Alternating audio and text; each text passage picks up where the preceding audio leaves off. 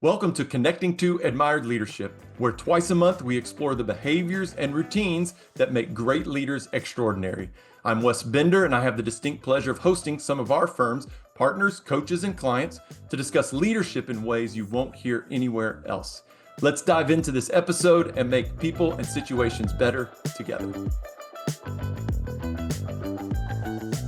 Let's go ahead and get started. My enthusiasm for today's topic and the conversation today and my two guests is just too much. We have to get started. So welcome everyone to today's Connecting to Admired Leadership webinar.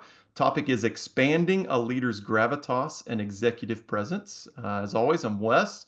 And I'm excited to welcome back Dr. Suzanne Peterson. Many of you joined us for our previous webinar on leadership style. When I say many, I mean hundreds of leaders joined us and have listened to that recording.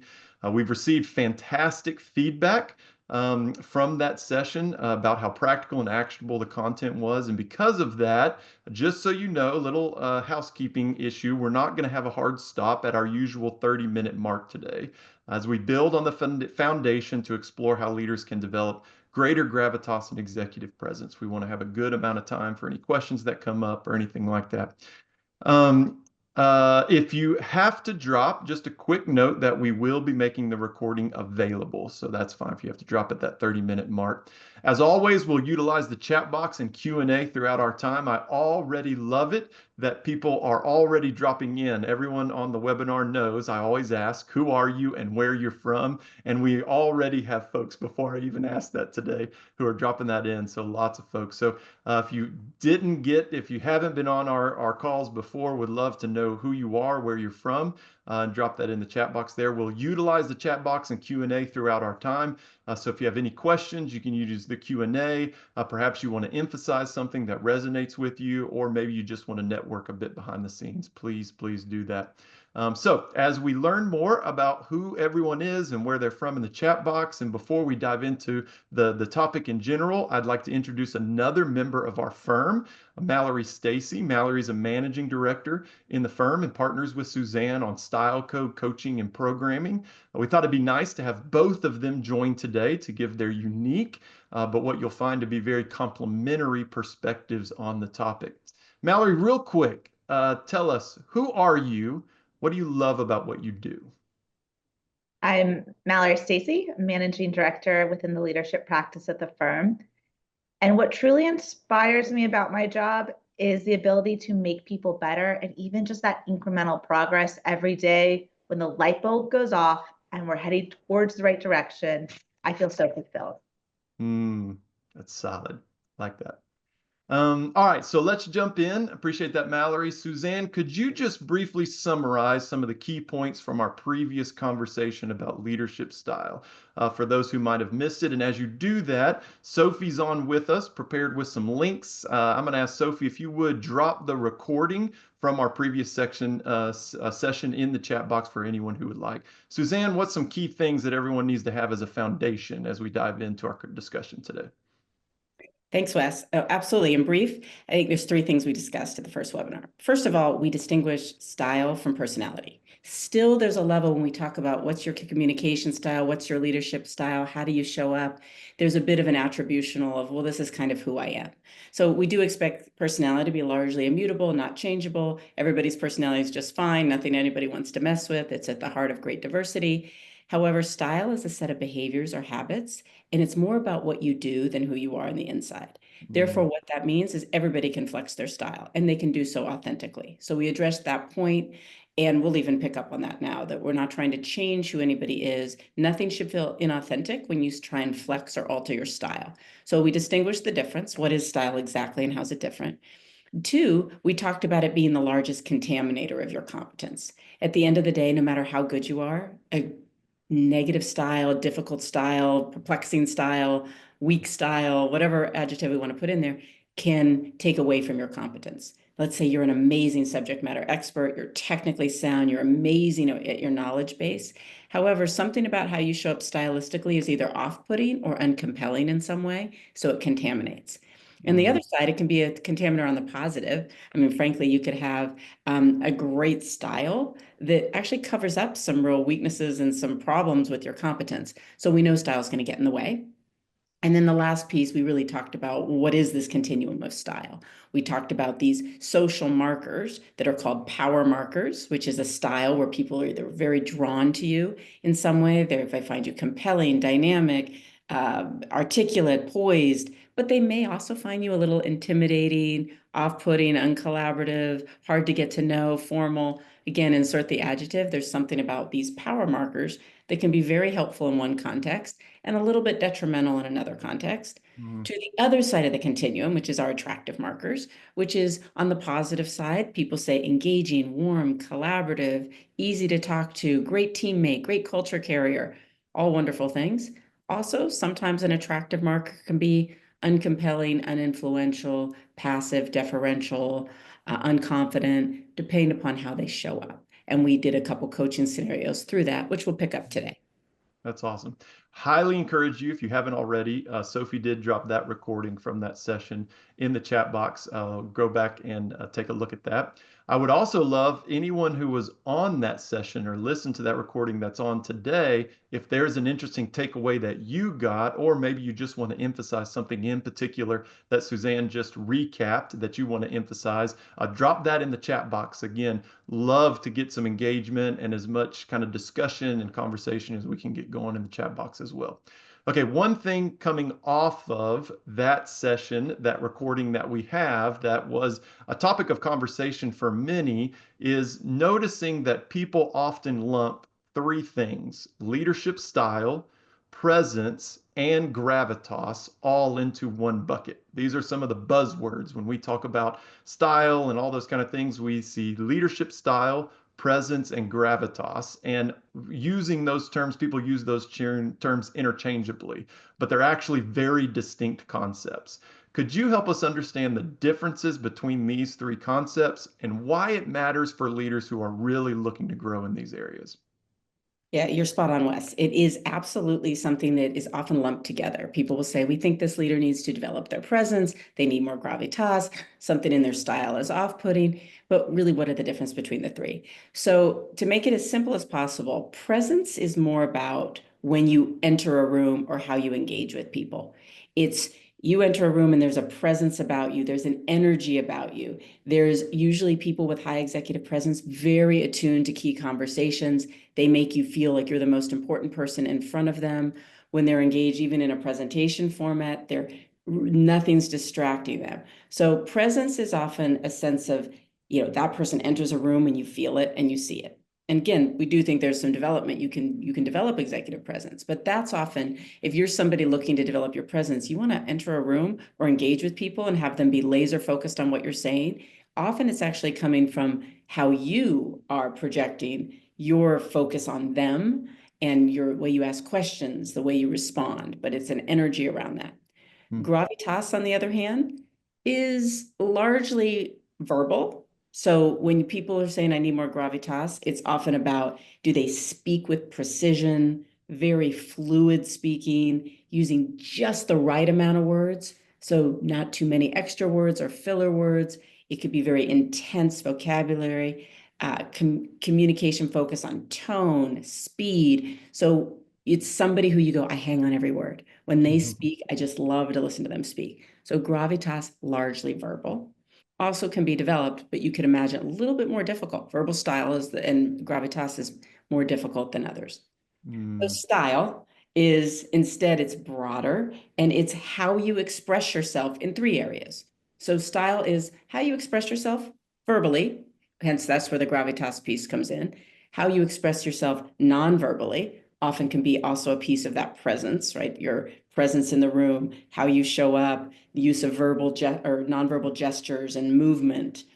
And then three, how you show up contextually, status markers. So how you dress, whether you use slides, whether you don't use slides, you have an agenda, is it a conversation versus a presentation? So we often find that style is a little broader, and I would say it puts it at the top, meaning a great style, someone who's very nimble with their verbal style, their nonverbal style, and the use of different status markers and the use of context. From there, it triggers executive presence or triggers gravitas in some way. Yes. So we often will say to have real executive presence and to frame it in a style code would be to be powerful enough to be listened to. So someone with a great style who then has executive presence. It has enough style markers that people go, I always listen to this person. Mm-hmm. But they have enough attractive markers to be followed and for want you to be around. So when you think about it, the people that you would say that person has great executive presence, probably they throw off enough power markers that you're going to listen to them, hang on every word, find them interesting, compelling, dynamic, but not to the point that you either find them intimidating or off-putting in some way, that you feel like you're still drawn to them. Very difficult balance, but we find it quite developable. That's awesome. Those concepts. So one of the places we find a lot of coachees, new coachees that come to us is they're checking all the boxes, knocking performance out of the park, but they're still being passed up for those promotions. And in those feedback sessions, they're being told things like you just don't have the presence, you don't have the gravitas, you're just not there.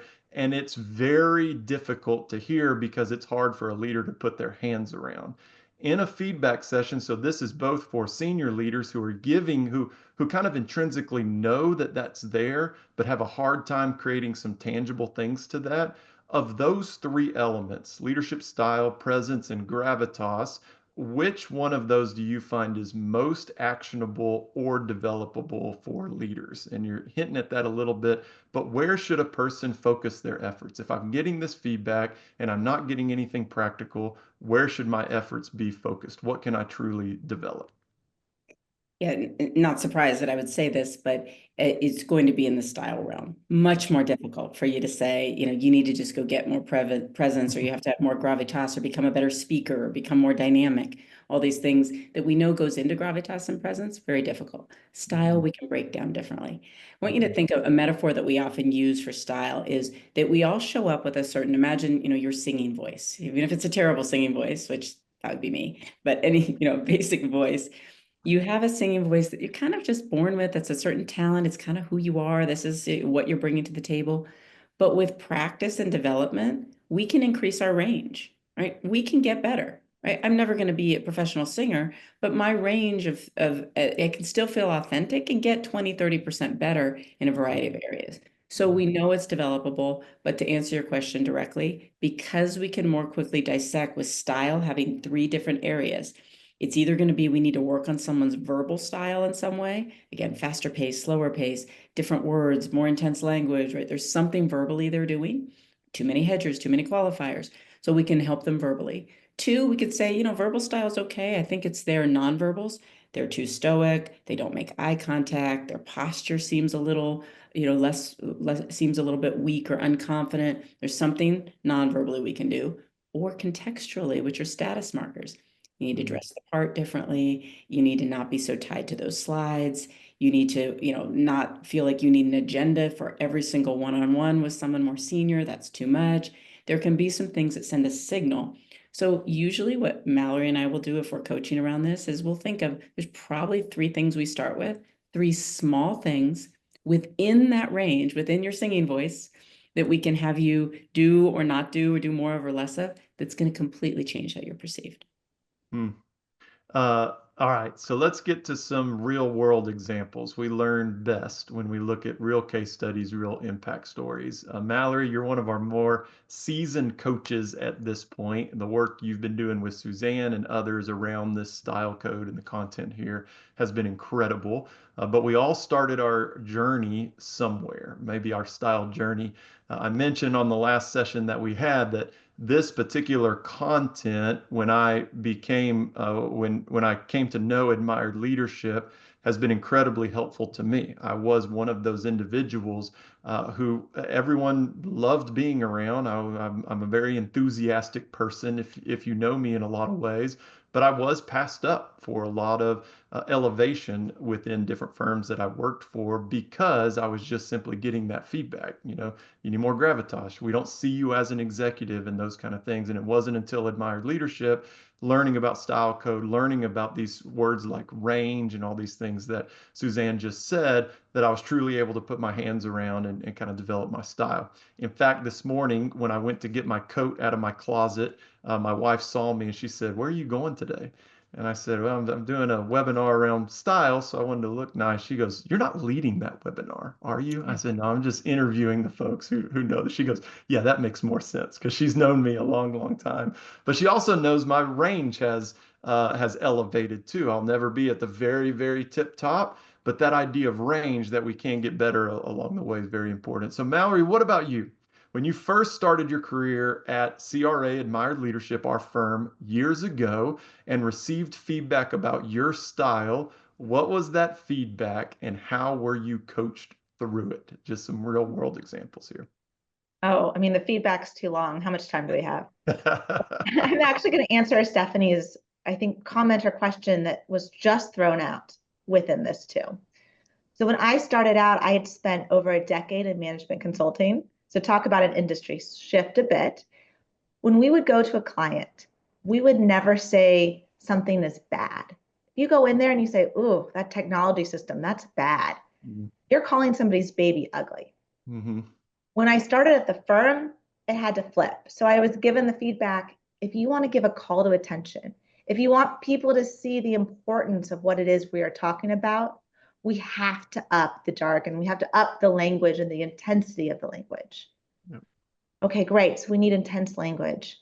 So I was coached on how do you do that? Well, first of all, you have to be a collector of intense words. So Mm. when you hear a good word, you say, "Ooh, that's a good one," and you write it down. And then you keep it on a sticky note or a piece of paper that you see every day. And slowly those words just infiltrate your vocabulary and what you say. So I did. In fact, because of this, I was looking for it today. I have my sticky note of all of my intense words that I originally had several years ago. And slowly I was able to not just say, "Ooh, your technology system's bad," not an intense word, but instead, "Ooh, that culture is toxic." Mm. Different level of importance, different gravitas that comes with toxic than bad. I love that, Mallory. It reminds me a lot of, early on, I think you see people that will use words that relates to lexical diversity, which is something where people use the same words over and over again. All of us know people that might use a phrase at the end of the day, "to be honest." Again, they use the same exact vocabulary word, love, I love this, this is amazing, this is engaging, and they use a word so much that actually you start just hearing that word rather than hearing their message. And I think it relates to that. That's a common area of development, especially for people that are in a lingo, an industry that has a real lingo. You use it all the time, so you're so used to that language. However, people outside of that industry or even certain customers or clients kind of get sick of hearing those buzzwords, those same acronyms, that same language. Got to get really creative with it. Hi, No more Suzanne. triplecbacks. Yeah, that's right. So, Suzanne, since I've got you here, I'm gonna put you on the spot a bit. I think a lot of us around the firm just assume this is a natural giftedness in you, a natural talent to exude style, presence, gravitas, all those kind of things. You're obviously the go-to partner on a lot of our questions related to this specific content and making it actionable. And you've been doing this a good while now. Most people probably think you always hit on this, but are there any style misses that you've had in the past? I'm gonna put you on the spot for a minute and see any early feedback, or even now still, are you still working on your range? How do you think about your own style, or is it just simply innate as we all think it is for you at this point? Yeah, thanks, Wes. It's definitely not innate. And I mean, first of all, even if you're pretty good at flexing your style, you still make mistakes all the time. Probably my biggest mistake would be to lean into a power marker too often. You even talking to a client, you come in as the expert and you start telling them what you think, have a perspective, right? All the things that you believe is what they're going to need to be effective. But the truth is, partway into that, you realize I should have leaned more attractive and asked questions. right? So I come in maybe too often when I see a miss or sense a miss. I think, you know what, I overtalked too early. I offered a perspective too early. I should have asked a question. That's probably something. I get better by reminding myself to ask the question, which is what I would tell everybody on this call to do too. When you enter any situation, you have to ask, how do I want to be seen? Because if you want to be seen as really supportive, maybe it is about listening more than talking. If you want to be seen as the deep expert, maybe it is coming in really strongly very early with a perspective, but you can see how you get that wrong. So certainly that happens. I mean, most recently, I've been in a situation where we're coaching, and actually Mallory and I do this together. We're working with a group of more emerging leaders in organizations. So obviously I feel like the gray hair in the room, so to speak, compared to this group of women, but it's been very enjoyable. But I've had to, and Mallory's really noticed it, I've really focused on attractive markers. I mean, it'd be really easy to come in there and say, listen, I have 15, 20 years of experience on you. Let me tell you the 5 things you need to do. And they might get some benefit from that, but I've been really focusing on listening, doing more personal sharing than I would with a more senior audience, trying to relate to kind of what gets in their way, even though I'm not in that life stage anymore. It's been enough that Mallory said, how intentional is that? You're being so much more attractive in this situation than I normally see you. Now, to the point there, it's highly intentional, but it doesn't mean it's inauthentic. I have that in my range. I just wouldn't choose to use that with a very seasoned senior audience where they're like, could you just get to the point? That personal story, I don't need to hear that, right? Whereas our junior people want to hear your journey a little bit more because they want to feel like they can relate to you. So I think about it a lot. That's really good. That's a really good concept, especially if you're a high-level senior leader on the call right now to keep in the back of your mind. Suzanne, I'm going to get you to kind of take a look real quick over at the chat box and Jennifer's question and thought that just came in. While you're looking at that, it certainly sounds like everyone has the opportunity to find more range in this style department, and we've all received helpful coaching along the way. I'm curious, Mallory, I'd love to get your take on this first. What are a few of the most common coaching issues you see around executive presence and gravitas, and how do you address them? So I'd really love to give people a feel of what it's like to be coached around our style code and things. Right before you answer, I want to say these webinars are great to introduce concepts and things, but to really feel the power of the style code and this content and the experience of our coaches in this area, really understanding how we look at common coaching issues and deal with executive presence and gravitas is really important. We'll give you opportunity at the end to experience that too. But with that said, Mallory, what are some of the most common coaching issues you've seen around executive presence, and how do you address those with folks? Yeah, good question. So one of the ones we see quite often, we lovingly refer to it as a bull in china shop.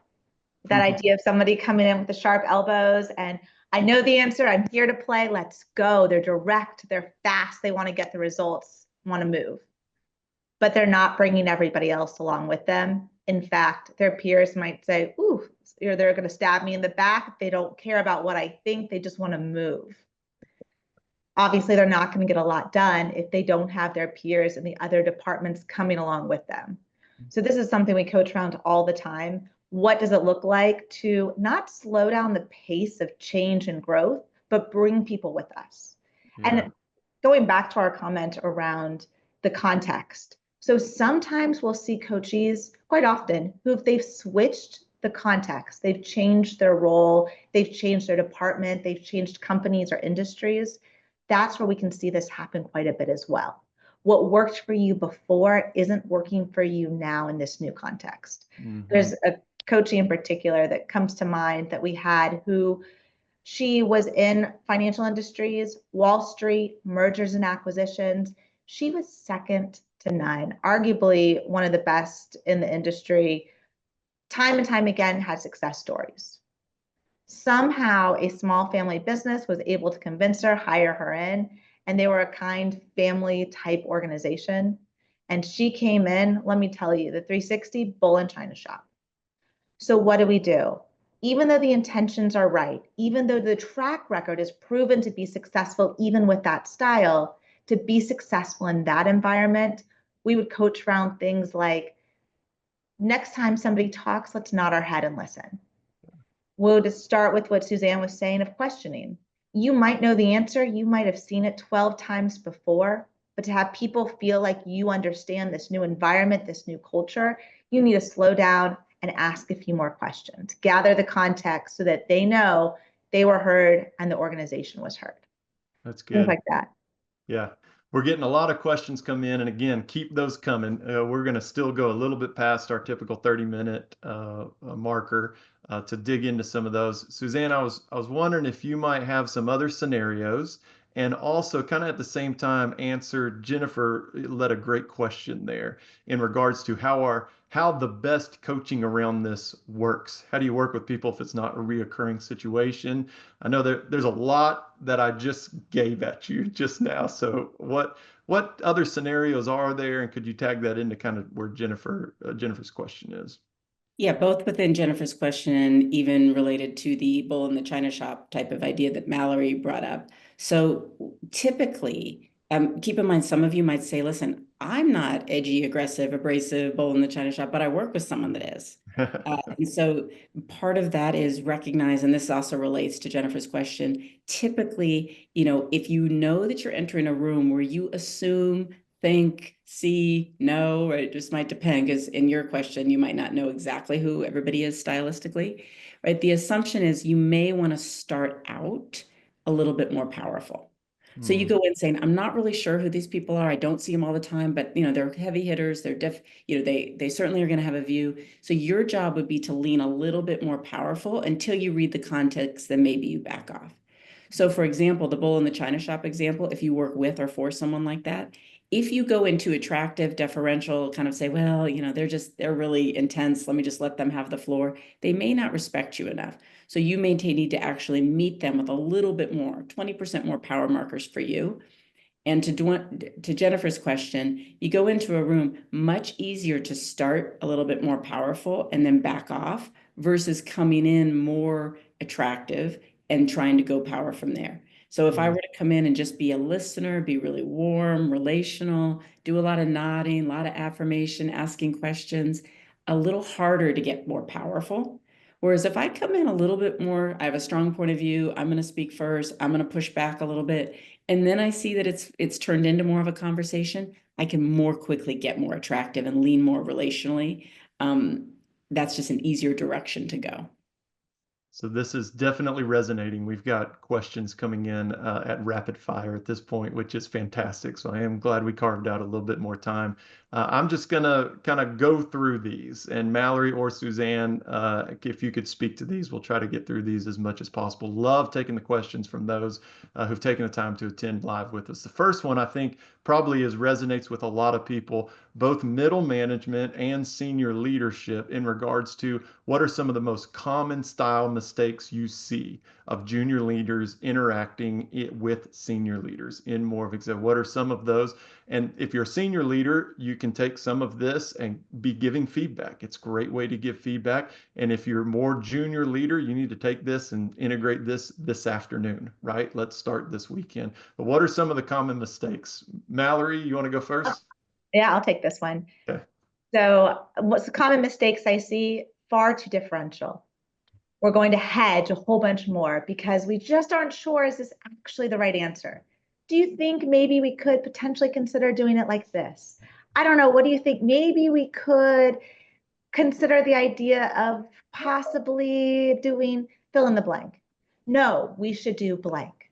I think we should fill in the blank, right? Say what it is. Don't ask 100 times and add in those hedging. I also see often the filler words come in more so here. There's that pause, try to see the reaction. So they're going to fill it with an just to see. Or when I'm coaching somebody who's nervous, talking to a senior leader or speaking up, the speed quickens really fast. And they're going to start talking way faster with that uptick in the voice at the end. I don't know. What do you think? This is where I'm thinking we could do this. And it goes up and their speed goes fast. Suzanne, what do you see anything else? Those are my top three, I would say I'm looking for. Yeah, those are spot on. The only thing I'd add is for sure, the more junior the leader, the more preparation and context they seem to need. Senior people are apt to walk into a situation and say, yeah, I don't have a lot of context, but I'll get it along the way. And by the way, I don't have time for 2 weeks of preparation, so I have 20 minutes. I'm going to have to go with it. The more junior you are, the more, let me pull more paper. Here's my documentation. Here's my agenda. Here's the 20 things I need to tell you right now. Let me ask for 14 questions before I have that meeting. All this level of context says, you're just going to have to get good faster, and you're going to have to wing it a little bit, and you'll gather the context as you go. That's good. Wes, I was Yeah, go ahead. when we coach around this, because I do think it's such a heavy hitter for people who want to show up more peer-like, taken seriously by leadership. One of the first things I'll do, you can't change everything. So yes, you pick a couple markers and go there, but also just creating that powerful moment. So if you're about to give a presentation, you have that moment where you land the key thesis and statement. And then from there, if you have a bit more of your typical tendencies, at least you've had that powerful moment that called attention to what you really want to get across. Yeah, that's good. All right, so tell me about this. I'm gonna kind of tweak Rudolph's question a little bit in regards to, I'd love for y'all to speak to, are there individuals who have strong style, presence, and gravitas, but nothing to show for it, meaning they're not moving up, or do we find individuals who have strong style, presence, and gravitas, but really nothing else behind them, but they are being elevated like crazy, right? Maybe it's just the charismatic person who has great presence is really moving along. What else is there when a person is looking at strong style, presence, and gravitas? You've still got to have some meat there, correct? Could you speak to the individuals who just have strong style, presence, and gravitas, and they are or are not moving up the ladder? Yeah, I think the two situations. One, somebody has great style, presence, gravitas, call it what you want, but the truth is they actually don't have the competence to show for it. So it's the classic idea of kind of what gets you here won't get you there. And you get to a place where that presence and style has gotten you really far, and it's put you in the right rooms, the right scenarios, in front of the right people, gotten you in the right job. And now, guess what? If you don't have the substance, it's going to show up and it's going to start to hurt you. There's other people that fool people for a very long time, right? They have that and they still seem to keep getting away with it. And other people are a little bit frustrated by that, which is to say, I know more than you tend to, right? And those people, whether they have the competence or they don't, it shows the point of why you also need to realize, like, you're thinking how smart and competent you are. If you just worked on your presence, gravitas, imagine how far you'd go. You'd leapfrog them because they maybe lack some of the substance, but they have so much of the style to overcome it. Now you have substance and a little bit less style, proving the point that if you only did that, then it would actually really shine a light on, now wait, this person has the presence, has the right style, and they're that good. But right now it could just not be showing for you because you don't have the presence to show for it. That's good. Mallory, anything additional on that? No, nothing to add on that. I was looking at the comments and smiling about the shout out to your wife, probably the first webinar that had the shout out to your wife. I think that's probably the case. I'm going to capture that and give it to her for Mother's Day this year on Sunday. Yeah, well timed. So we're getting a lot of questions in regards to what are the different list of markers. We're getting a lot of questions around, what's the actual content. Of course, that's where we'd love to pick up with you in a coaching engagement, or, the clients that we work with, those are the kind of things that are there. But anything generally, Suzanne or Mallory, specifically about how you go about implementing something like this, right? When we talk about some of our best practices around the most admired leaders, we call them behaviors of the most admired leaders. We talk about only trying to implement one or two at a time. So it really becomes part of who you are, can come across authentic. What are just some of the kind of general 10,000-foot view good practices when I'm made aware of some things I can do about my style, my gravitas, my presence? What are some good practices related to how do I begin to make that change? What are some things everyone should keep in mind? I'm going to jump in and piggyback it with Elizabeth's question because she says she'd love to learn more about tactics to keep the pace of change but bring peers along with the change. This goes back to what Mallory said, that a little bit of you've been brought in and been given words like this. You need to be a disruptor. You need to drive change. You need to be the one. You need to get people on board. And you're thinking, well, I'm trying, but guess what? Now I've just made a lot of people mad and I'm not creating a lot of great relationships in this organization. But I have senior people telling me to drive the change. And the idea is like, how do I do that? So when you talk about, kind of pieces of advice, that to think about it that way, because a lot of us deal with that. You're supposed to lead and you're figuring, but I have all these peers or I have people that are, one of the quickest things is, we have to ask that question, what really are you trying to do? So if the idea is I'm trying to get people to accept the change, to get on board with the change, those types of things, then the question is how you do that. And probably tactically, you've been pushing too hard without really focusing on the relationship. And so that's, not only style related, but it's about, do you really understand what gets in people's way? Do you have frequent conversations with them? Have you really tried to get their opinion on things before you told them what you're going to do? So it's actually a lot more attractive markers. Which also relates to a bit to Kit's question, not specifically to, she's in nonprofit fundraising, but how do you apply this guidance to donors and partners? I mean, it's highly relational in that I would say in that world, you do need to blend the power markers of what's your value proposition? Why should they be investing here? Why should they really be, donate that kind of money? If they feel it's just about relationship and there's no real substance, how's the business run? What are my updates going to look like? What are the things I'm most going to get out of this personally, even though it's a altruistic thing to do? So in some ways, you'd have to lean a little bit more powerfully to make sure that it isn't just about, kindness and fulfilling a mission and helping others. It is all those things, which is where the money's going to go. But still, people that are going to donate that kind of money are going to want to go, is this well run? Does this person respond well, show up well, always prepared, right? Listens to me in the way, responds in the way, always brings the right knowledge, can answer all the tough questions. Despite it being a positive area, they're going to want to think this is really, really well run and my money's well placed. Yeah, that's good. I'm going to go back. So I'm going to go back to some of okay, so now what do I do about it? And I'm curious about these markers and how to implement them. The first part is, do you know what you actually need marker-wise to be effective to change verbally or nonverbal or status? So taking a look at your feedback and saying, okay, is this really a relationship item or is this actually a style item? Is this really I can't move change, or is it the style of how I'm communicating? So sometimes that style feedback isn't explicit, it's subtext hidden within it, because giving style feedback is so hard for leaders and others because it can feel personal. So knowing your feedback, is there a style item or something you want to work on? If you don't know, reach out to Suzanne or I or any of our admired leadership coaches, and we will help you through that. Or a really easy way is, if you're in a presentation, in a video meeting, go back and review yourself. And you will see really quickly verbal and nonverbal status markers that you want to clean up. From there, you pick a couple, and then you have to know it's a journey. So as I shared my personal feedback from years ago, every 6 months or a year afterwards, I would refresh. Say, okay, I really think I've tackled these two. I'm still working on this one. What's next?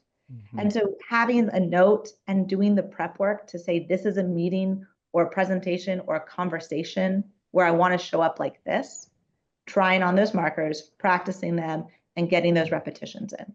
Yeah, that's good.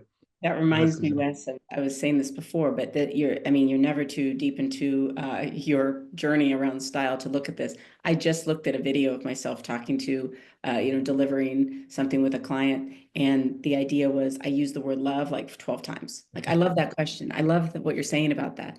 Now, I don't think I do that all the time, but for some reason I was. And so, of course, I've been laser focused on thinking of a different word. I have to stop saying I love that question. I need a different phrase.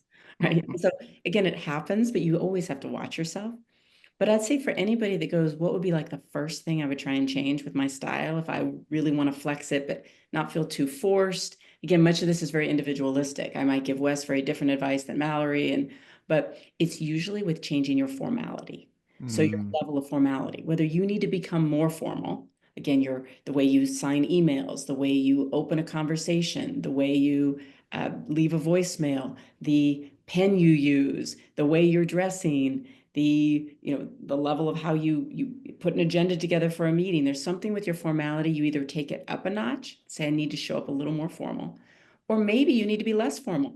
I mean, the truth is sometimes we're so formal with our teams, or we really show up always in a very, professional, formal way. And although that works, 8 times out of 10, the 2 times where you're meeting with your team, they're intimidated by you because you seem, it's Friday at 7 a.m. and you look like, you're about to give a presentation or go to an interview and you're trying to say, hey, how can I help? And they all of a sudden say, so you actually say, I need to be a little less formal, a little more casual, a little more approachable. So depending upon where you fall in the style continuum, that's where I'd go first. What could you change in your formality to informality? It's the quickest. That's good. That's really good. Those little practical things, usually feedback stops at you need to be more formal. The feedback stops there. But again, I hope what we're giving everybody a little bit of taste of is the small things that we've known from experiencing and coaching individuals in this. Things like you just said, Suzanne, can your agenda that you're putting together look and feel a little more formal? Those small, practical, high utility pieces is where all of this content really begins to come alive in some very powerful ways. We're doing something kind of different and special in the last few webinars. In fact, the webinar I was on, we just had a webinar earlier this week, and I was watching the recording, and the first 5 minutes I watched myself sway back and forth. So I'm actually being very intentional today to try to be very stationary. Again, the ability to go back and kind of watch yourself in some ways, like Suzanne mentioned. But I'm going to get Sophie to drop a link in the chat box where you can schedule 10 minutes with a coach if you want to. So we're doing just some quick shots to give everyone just an experience of what this kind of coaching looks like. Sophie will drop that in. You're welcome to schedule that if you want to. I think it's a great way. We've had people schedule that in the past. We won't be able to get to a lot in 10 minutes, but oftentimes we can give people a real experience if this kind of coaching around the style code is truly something you really want to look at moving forward. All right, go ahead, Mallory. There's a really interesting question in the chat box, unless Please. you want to take it. The one JP's comment around the balance really of two people and style of two. That's exactly where I was going. Were you going there? Yeah. I have a feeling, but that's actually, stay tuned for style webinar number 3, because that could be its own topic. But Suzanne and I were just talking about this one a couple of days ago, because it's this idea of when you have people who are really focusing on their style, like in a set of 2 as well, you can play the dynamic in such that it creates a really great environment. So 2 people are going in to a client conversation. Okay, you know the client really well. You can come in, be more attractive, be personal. How are your children? Create that connection. And the second person comes in more with the credibility. Maybe they lean a bit more powerful. Here's what we need to do. Boom, boom, boom, boom. A time that I've coached around this that I've seen extremely effective is somebody who had been working on their peer relationship for a really long time. And they needed to maintain that camaraderie, that collaborative feel, what they were working on. So stylistically, there was tough news. They said in this one moment, in this instant, it's not the right time. I'm purposely, intentionally going to bring in my leader, who also tends to lean a bit more on the relational, attractive side, and say, look, I need you to lean in more powerfully on this one, deliver the tough, here's what we're going to do, boom, boom, boom, boom, on purpose. So sometimes we adjust for credibility, sometimes we adjust for delivering the tough news. Yeah, Wes, I'll jump in on that with JP and also bringing in Ed's question too on congruence, right? So, he mentions, how do I be more congruent with my client without turning them off? So, a couple things with both of those, and piggybacking on what Mallory said, the idea of if you have 2 people. So let's say, again, we might see a co-head situation, and in a co-head or 2 people presenting, you need enough congruence that there isn't such a large contrast effect. Meaning when 2 people are both co-presenting, co-leading a meeting, having a performance review conversation, and one is radically attractive and radically powerful, not enough congruence. It feels different, or you obviously are going to go to one or the other and not feel that.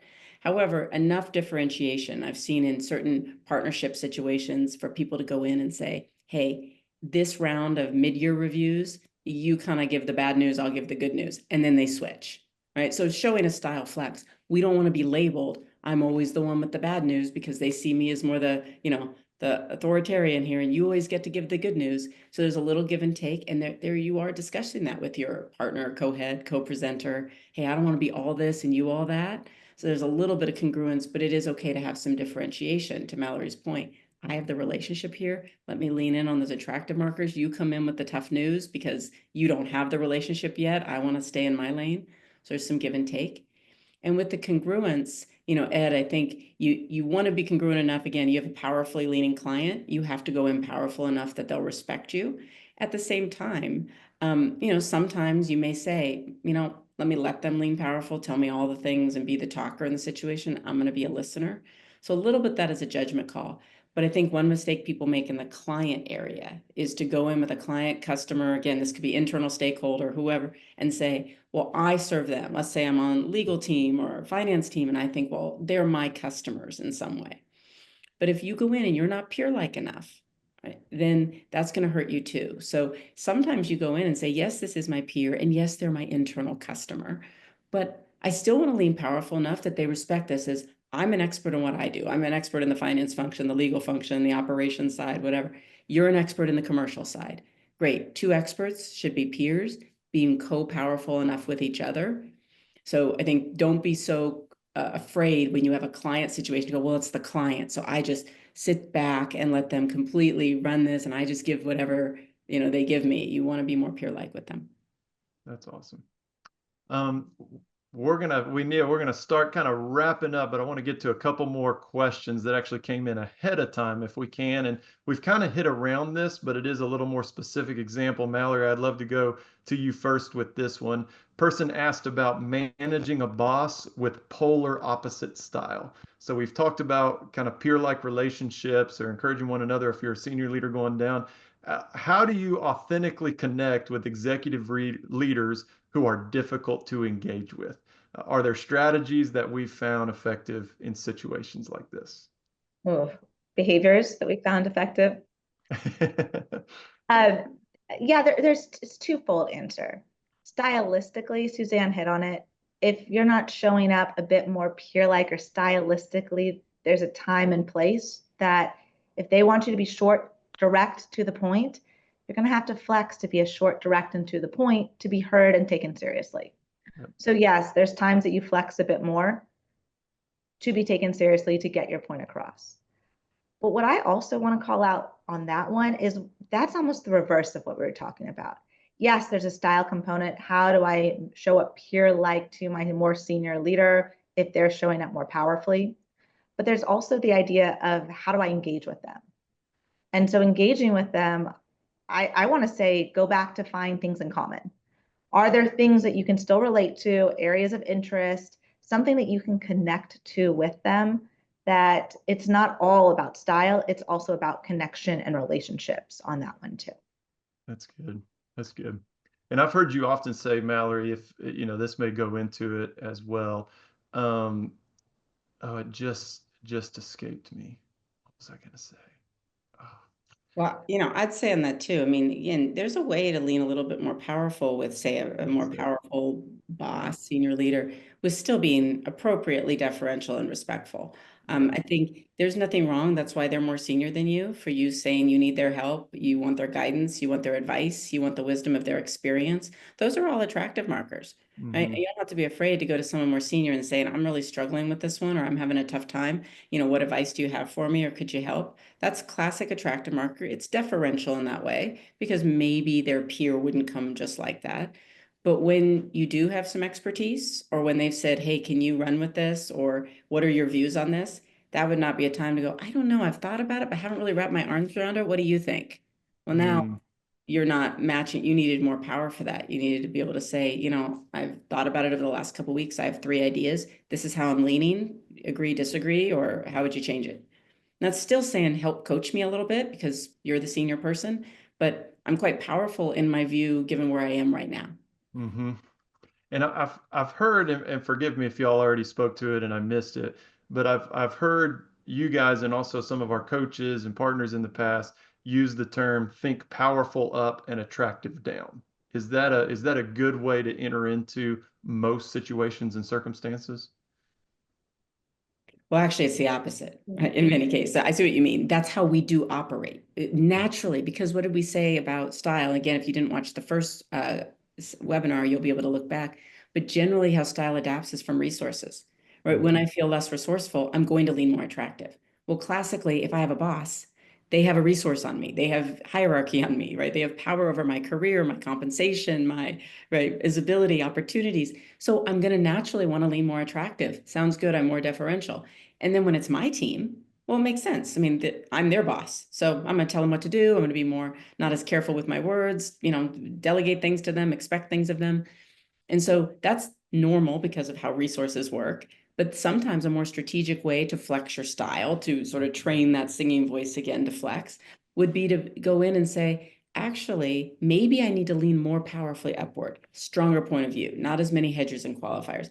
Don't hide behind my agendas and decks and all the numbers as much. Have a conversation. And maybe with my team that might find me a little bit intimidating, off-putting, hard to talk to, I actually need to be a little warmer, ask more questions, give them more autonomy, do a little personal sharing of my journey, whatever it might be that makes them feel closer to you, more apt to want to work for you and work harder for you and approach you with their problems and challenges. So sometimes it's reversing the mindset of what we naturally want to do. Yeah, that's good. Anything to add there, Mallory? I was going to say the short answer wanted to add there is it's striking the blended. We don't want you going so far powerful or so far attractive and switch. It's about really striking that blend and deciding what few markers no longer serve me and what markers can I add in within my natural range or to push my natural range to strike that blend. Yeah. And Yeah. oftentimes we say here that, we make it sound like all the leaders are going to lean powerfully. Let's say you're maybe in a technical space and you have a leader that's really technically good and they've leaned on that competence, but they actually lean kind of attractive, right? Mm-hmm. And you're actually more powerful. You're also technical and more powerful. And sometimes you feel like, well, gosh, I feel like I should almost be the leader because of how stylistically, even though frankly, your boss might know more than you and has more expertise and experience. And that's actually a harder one because you're trying to lean more attractive, but you're also trying to move your career. And so we won't go into depth there too, but we don't want to assume everybody's leader leans powerfully either. That's another challenge. That's awesome. All right, so we're definitely going to kind of draw us to a close. So, Mallory, Suzanne, if you guys could just kind of think about some of the most important things leaders should remember about developing Gravitas executive presence as we draw to a close, maybe what one or two practices from everything that we've talked about would you recommend? As you guys kind of collect your thoughts there, a couple more things. One, Sophie, I'm going to ask you if you would. We have some other great topics of these webinars. So some of you may have been joining for the first time. Sophie's going to drop those in the chat box. Would love for you to join each and every month as the different topics of partners and coaches that we're talking with along the way. And then, so final thoughts, Mallory and Suzanne, what are some of the things that we really need to take into account, knowing that to really get after this work, you really need to be in a coaching engagement. I mean, the work is so important to understand your exact range, to talk through things and that kind of stuff. But in addition to that, what are one or two practices that people could take away from today? I'm going to go with your style can contaminate your competence. I know you've said that, but your style can truly contaminate your competence. So it is something you want to prepare for. Mm-hmm. And I would say if you're taking on a couple ideas, it is the idea of, am I preparing for my style and the how I'm saying it as much as the what? And if I'm not, and I don't know how to do that, then find a coach, do some work on it, watch a video of yourself and figure out how is the practice for me to put this into place that I'm preparing the how. That's good. Yeah, thanks for that. Suzanne? I'll go with three quick things. One is don't get overwhelmed with how big these areas are. If you're thinking, gosh, I feel like I got to increase my presence, my gravitas, my style, this is a lot. You need to just chunk it, right? We just said pretty much if gravitas is the language that you've been given, it sounds like there's something in your verbal style. Can you do one thing different verbally that might actually change that for you? If, you've been told you need more presence in a room and you're thinking, but I'm not this great presenter. I don't know. What does that mean exactly? Maybe it's about more intensely focusing on what people are saying, listening, following up, being dialed in with no distraction in the moment. And people go, wow, I really felt that presence. And if you just say big picture with style, I mentioned it. I mean, focus on the formality first. Do I need to get less formal or more formal?